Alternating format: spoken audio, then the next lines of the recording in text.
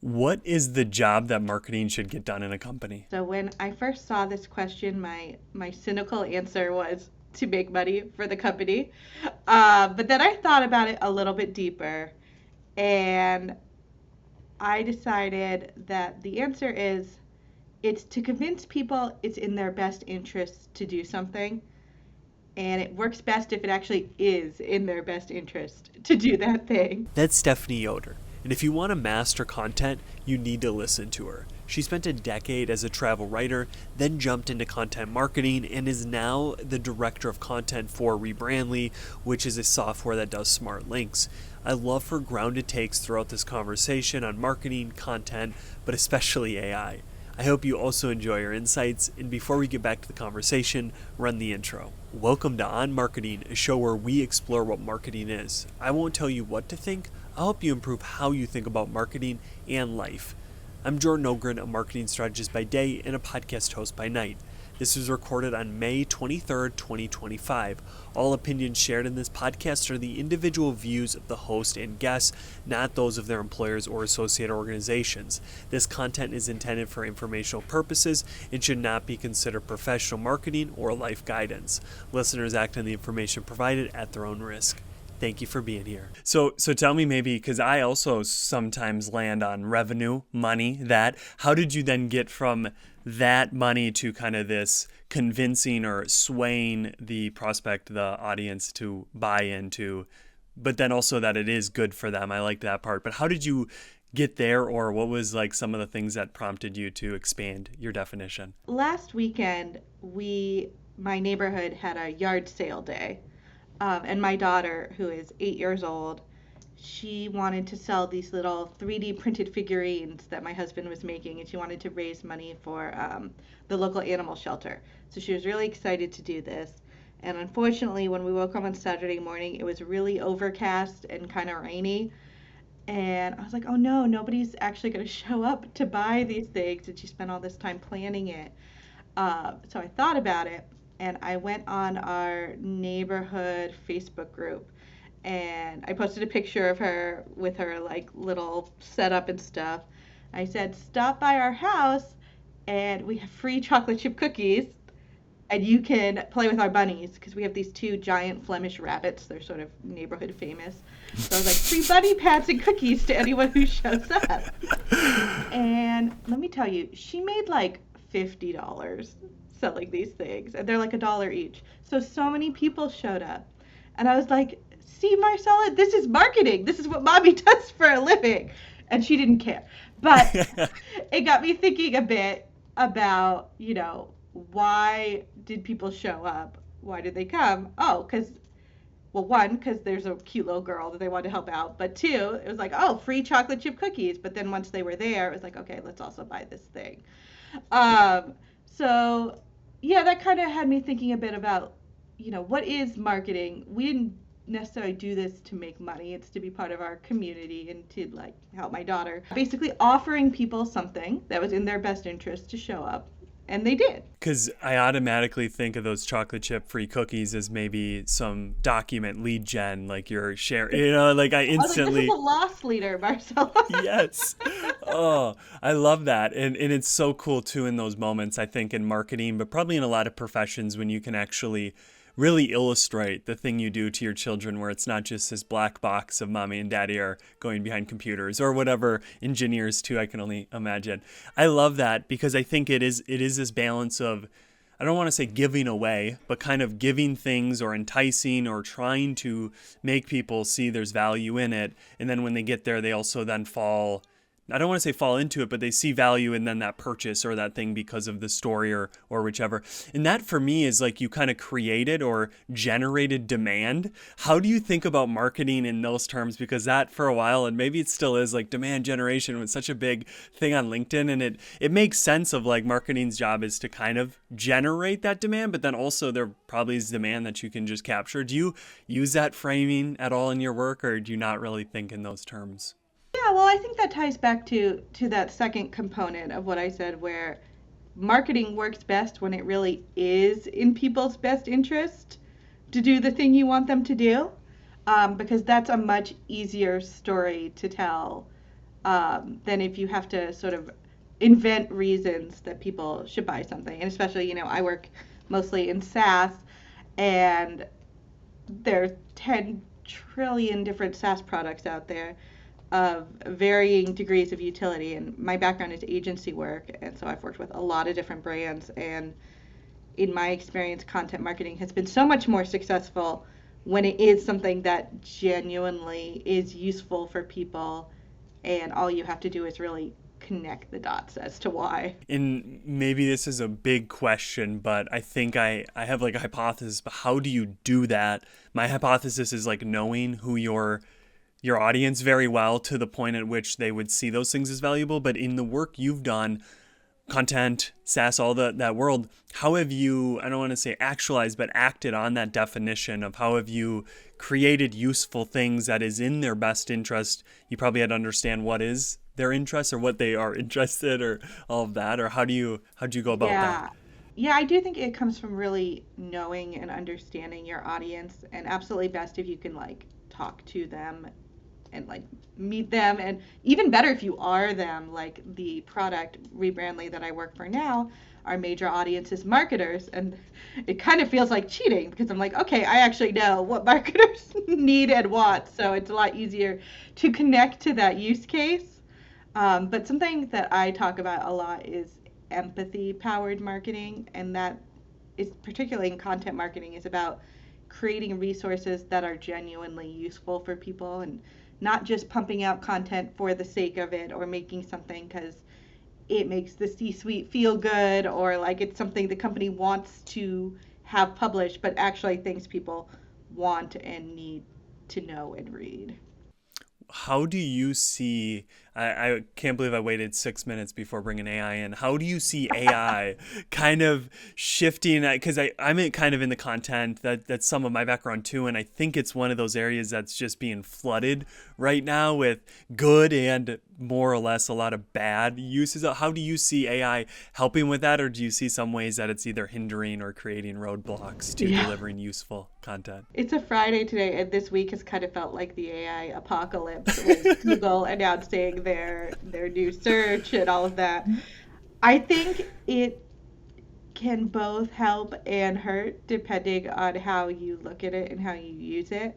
I think that we've already seen and we will continue to see there's a lot of really opportunistic people who think that AI will be the way to pump out huge amounts of content at scale, whether it's good quality or not, which I think is probably a losing. I mean, we'll see, time will tell, but to me, it seems like a losing proposition.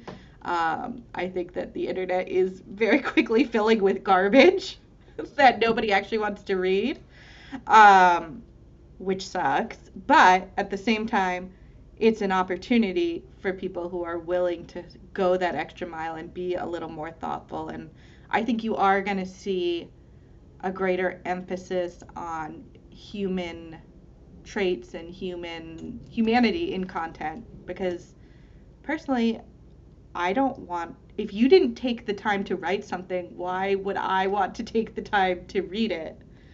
um, and I think a lot of other people feel that same way, so I think you're going to see an opportunity for people to sort of rise above the garbage heap, if you will.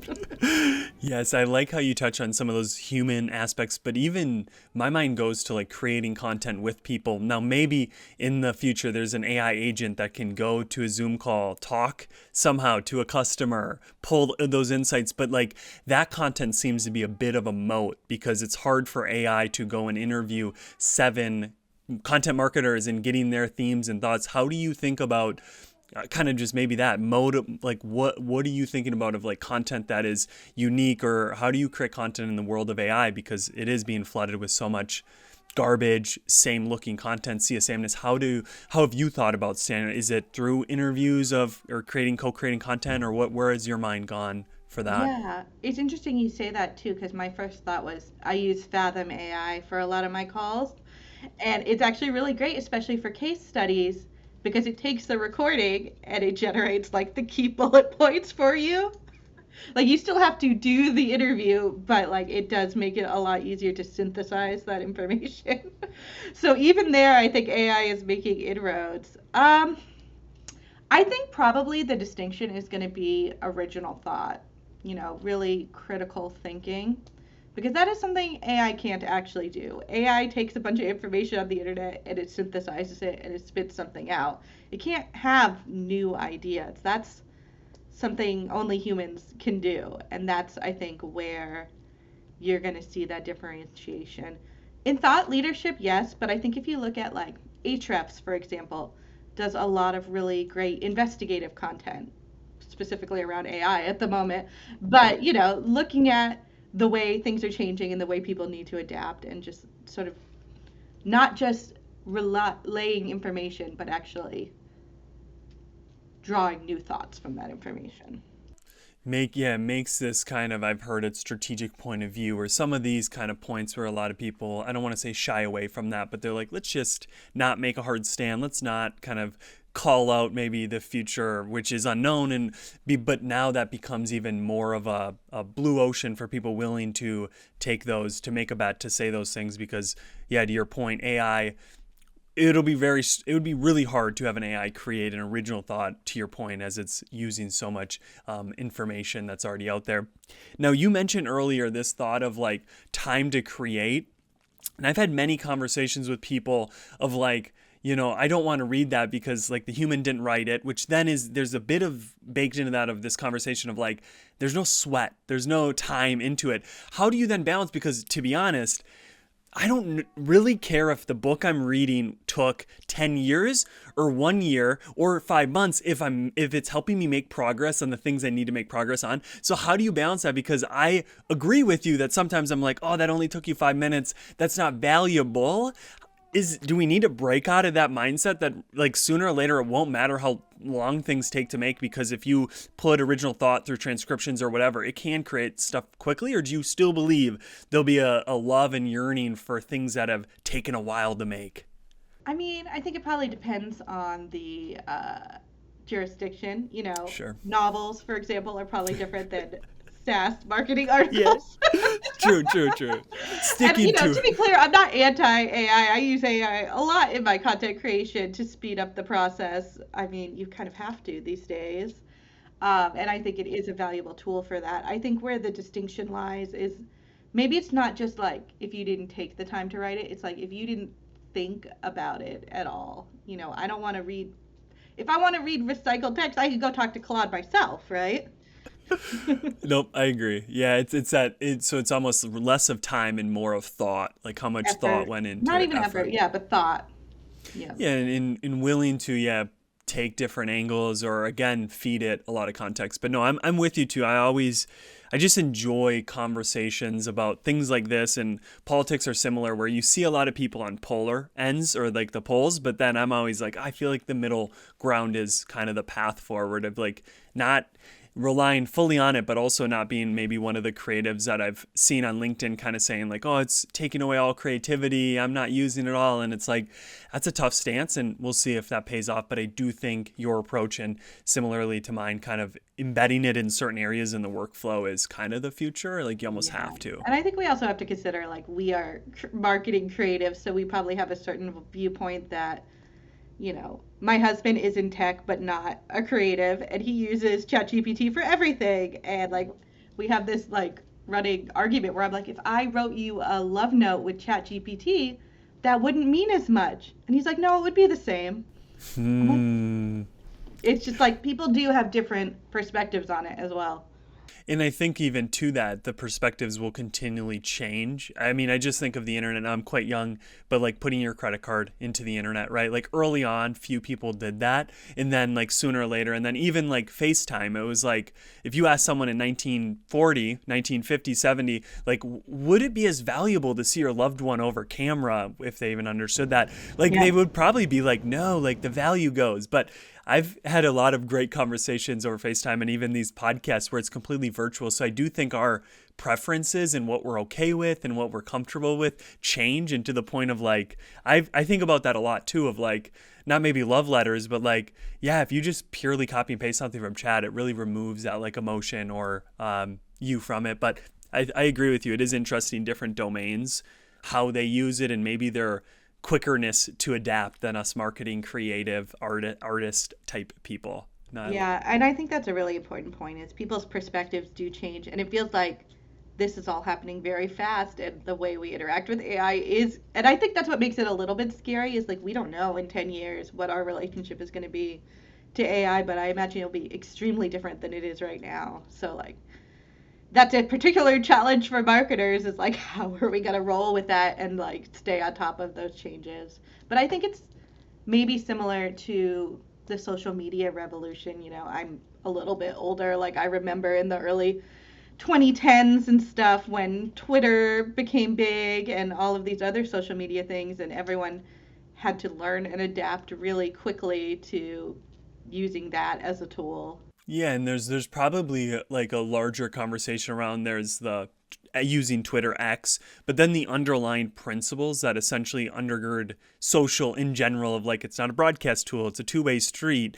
And some of those probably have changed because I think that's something I see with AI a lot is we just instantly with like we did with the internet, we bring our old thinking directly to it, which is how like the horseless carriage syndrome got kind of coined is like the car wasn't a car, it was based off the past invention which was carriages with horses, but this one was horseless. And I think that's always the thought with us is, and I've seen this with people, is like they'll brainstorm with AI and it's like they just took the first output and it's like that's like really low quality of like how this AI now works, that you can kind of even put your own voice into it, which I use Super Whisper to like talk for 5 minutes into the chat box, and all these new ways that it's like I'm actually working with the machine. I'm not yelling at it to tell like an intern telling it what to do. But Yeah, and I think it's going to be really interesting when you get to the people who are kids now who when they're older they're going to have this sort of native relationship with AI and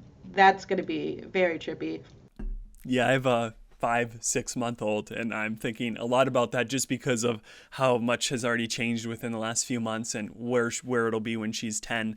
And I think I actually had a conversation with someone. I'm definitely on the side of not shying away from it, in the sense of, but also like I don't want my kids to have technology in their hands. But I also, a tangential thought on that was I was talking with an intern. I started writing almost daily, probably 8 years ago. And I was talking with her and I said, if I had AI when I first started, because we were kind of having like, how do I use AI? Do I just have it write the first draft? All these things. And I'm like, well, writing's thinking. So if you're outsourcing that first draft AI, but the whole point of it was like, if I was where you are today, I would have to make a really hard decision on how do I get my writing chops good by not ignoring AI, but not totally substituting the thought and the work that goes into writing that AI. What are your thoughts on initially that? I think that is a very real concern that I have about AI is if we out and there have been like some preliminary studies done that like people who rely really heavily on AI are not so good at critical thinking. So how do you preserve those skills? I think it's extremely important, especially in this modern environment we are currently in. We really need people to be able to think critically. And yeah, I don't know the answer to that, but I think that is maybe the scariest thing about AI to me. Yeah, I've not gone on those or deep into those research papers. I've seen them, but it scared me so much because I felt that even in my own realm where it's like anything I get, I'm like, let me go right to Claude, let me go right to chat first, thinking first. I'm like, no, this is a problem. Well, maybe in the far future, Stephanie, we'll bring you on for a Friends episode and we'll have more answers to these really big existential questions. But are you ready now to switch it to maybe more important conversation on the life front? Yeah, let's do it. All right, so I know this answer is going to be very much so for you, so don't try to answer for all humans, but what do you believe the purpose, the job of life is? What should we be striving, aiming for? Well, first let me say this is so much harder than what is the job of marketing. For Because real. obviously there's not one size fits answer. I think that the job of life is to find out what will make you happy and to pursue it responsibly. And I think that's because there's a lot of different ways to be happy and a lot of different things that people find make them happy. For me, what makes me happy is to have a wide breadth of interesting experiences. So my background, I'm always say I'm like an accidental content marketer because I actually started my career in travel writing and travel blogging. And I graduated from college way back in 2007, and I didn't know what I wanted to do with my life. And I was like, well, if I don't know what I want to do, I might as well not know in England. So I got a work visa and I went to England and I worked there for a while and still didn't know what I wanted to do with my life. So I decided I wanted to backpack around the world, and it was going to take me a couple years to save up to do this. So I started a blog because I didn't know very many Americans who were doing things like this. It's much more popular in other parts of the world. And then to my surprise, people started reading this blog. So that by the time I actually was ready to quit my job, I realized, oh, maybe I can get away with doing this for a while. So for about 10 years, I was a travel blogger. I also did freelance writing. I wrote for like airline magazines and also for like hotel companies and things. I was actually a content marketer, but did not know that's what that was. But point being, I got to travel all over the world. I got to have so many fun experiences. I actually met my husband. He was also a travel blogger, so that's how we met.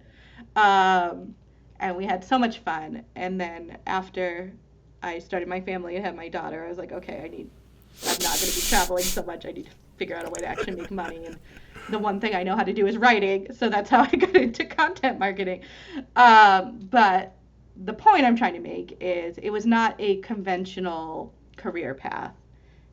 And I'm really glad I did it that way, even though when I did finally sort of start in a corporate job, I was behind a lot of people my age. But I got to have all of these experiences and go all of these wonderful places and do all of these things. And it was so amazing. And I still love to travel, and we still do travel quite a bit with our daughter. But for me, that was a really important thing that I need to do to feel happy. And why I will go deeper on the responsible piece of that, because I thought that was a unique question. And I think maybe I have an idea of why you added that. Just the fact of like, you can't just chase happiness if it isn't going to either help your family stay afloat or if it's like hurting others. But maybe talk to me first about why happiness, it seems, is that North Star or that thing at which you're directing your life. And for you, it's a lot of different experiences or different things, and everyone will have a different kind of what fills their bucket or what, gives them joy. But why is happiness that North Star for you? Was there a point in your life that you realized, if I'm not happy, like I don't want to be, like all these other things aren't important if happiness is gone? Or did you just have that from your parents, or did someone share that with you to help you know that I want to strive to be happy? I don't know, doesn't everyone want to be happy? I think happiness is a really broad thing because for some people, happiness means like living a life of service for other people. For some people, happiness maybe means just making a big bucket of money, I guess. For, for some people, happiness, means having children. For some people, it means not having children. And like, I think everybody should be free to make those choices for themselves. But I also think it can be hard to know what will make you happy, and that's sort of the main tension or struggle in a lot of people's lives is figuring that out. And I think for a lot of people, they have this idea like, okay, I will go to school, I will get a job, I will start a family, and that's what's going to make me happy. And then many people realize, oh no, that's not it. So I think, it sounds simplistic, but it's actually very hard to know what is going to make you happy in life. No, that's a great point. Taking a step back and asking or feeling, what are those things? What makes me happy? Because I do find through many different, whether spiritual approaches or just different great thinkers, there's this common trope of like, we go out there, whether it's a prodigal son story or whatever it is, and we go out in the world and we try to find the thing that'll fulfill us. And sadly, most times, like the prodigal son story, we realize like none of this was worth it. And there's also a Thomas Merton quote, which if the three people who listen to this podcast are so angry, I bring this up almost every episode. But it's like you put your ladder against a wall and you climb that wall and you look around and you realize the wall over there or another wall was the one I was supposed to climb. Because I struggle with this thought of like, I don't know, I feel like happiness is a lot of inward things and not always like achievements, or like, and that maybe is where like some smarter people will like start to break down happiness and joy, or like happiness is an extrinsic thing while joy in that is like something you have within you. And for me, I don't always see those differences, but how do you think about that of like, it seems that even as a traveler, maybe I've had friends who love traveling because it gives them new experiences. And I also have people who travel in the sense of like move places because they're just trying to run from themselves and they can never get farther from that being in which it was in you. How do you think about Yeah. happiness, joy, and all of that? Well, I think it's something that can change a lot over time too. Because when I was in my 20s, yes, like being a digital nomad and moving around the world made me really happy. Now that I am just turned 40, I'm finding like a lot of small things actually make me really happy. Like going to bed early with a good book, which sounds so lame, but like, like really individual moments of happiness as opposed to like I'm living this dream lifestyle that is happy. And I think it changes for everyone. So, I don't know if I said this right what I first said, but the job of life is to find out what makes you happy, right? And that is maybe a lifelong pursuit because it's going to change and it's going to evolve with the circumstances of your life and your personal preferences and all of that. That makes sense, which is kind of not to bring AI back into it, but it's just this constant like changing of what we find to be enjoyable. And even too, I've found the capacity to just enjoy. Sometimes I will pray and I'll ask for more things to enjoy, however I might phrase that, whether it's like, give me a promotion, give me a new car. But then I realize, but there's also a side of it of that I can increase my ability to enjoy the things that which are already here. Unless I'm asking what makes me happy, and to the point that you're bringing up, I won't really know. And I think that's where there's a lot of these theories, whether mimetic theory, where it's like we essentially are just mimetic beings. We're trying to mimic what we've seen before if we don't take the time to fully ask what makes me happy. And then I think the part that I kind of touched on earlier of just this responsibleness, because my struggle with that happiness is I then think about, the whole P. Diddy trial. I think he was probably happy during a lot of that. And But now I've you seen a can lot call, of people really terribly yeah, so, unhappy, and right? that's that responsibleness, and maybe that's not even happy, and that's just pleasure, and that's where vice is, and kind of that is like a challenge where it's vice virtue, which you choose, and happiness might be the virtue where pleasure or satisfaction. I just think of hedonism versus kind of like the opposite. How do you then wrestle through that? And is the responsible just that key word that really helps you be like, you have to search for it and find it responsibly, not hurting others or, um, you know, Yeah, well, I don't know if you've seen the show The Good Place, but that's a great show that covers a lot of this. But, one of the things they talk about a lot in that show is, what we owe each other. And, I think what we owe each other is not to try not to make other people actively unhappy, which, obviously is easier said than done. I buy too much stuff on Amazon that's not good for the world, things like that.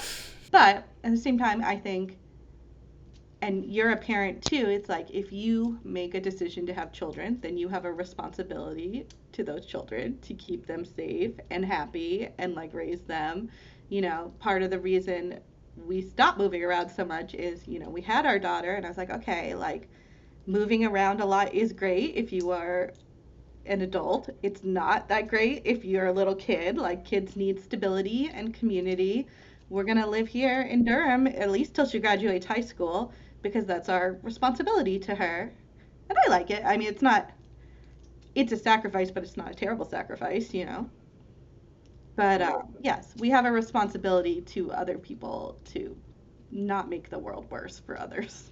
I love it. I love it. All right, Stephanie, to round off the show here, I have a final question. There's this movie, Inception. Maybe you've seen it, maybe you haven't. It's about these individuals who usually malicious reasons, but they go into people's dreams to incept an idea. So then tomorrow that person wakes up and they're like, I'm going to sell my company. I'm going to give away my shares to this person. So rather than malicious, maybe more benevolent, what would be an idea you would go in the minds of every person, not just marketers, so staying on this life topic, what would you go in their minds tonight and incept so tomorrow we all wake up and the idea you incepted we live out of as our own idea? What is that idea you're incepting? Okay, I'm gonna figure out how to say this without sounding too political. Oh, you're fine. You're fine. I would love to accept the idea in people that other people's happiness does not take away from your happiness, and that other people's lives matter. Um, it's like that Onion article that's like, I don't know how to explain to you that you should care about other people. Like, I don't know why this is not obvious to people, but you should care about other people who aren't you and your immediate family. I think the world would be a much better place if people could internalize that. Yeah, I love that we can accept that others can be happy. Like we don't need to enforce our thinking, our ways on them. And if they're happy and to the point of responsible and they're not hurting people or doing things, why crush them or Leave them why? alone. Yeah. No, I love that so much, Stephanie. And I think right now, at least in America where I'm at, that's definitely needed. So hopefully, maybe tonight we can all wake up tomorrow with that idea. But thank Fingers you so crossed. much for that idea and for your time and your thoughts today. This was a great Awesome. conversation. Thanks so much. And this is the end of the podcast. What one idea or topic of conversation stood out to you today? Write it down, share it with a friend, post it on social. The main thing is take action. That's how we go from theory to mastery. We need to practice. We need to put it into practice. Thank you for listening and being here, and I hope you tune in next week.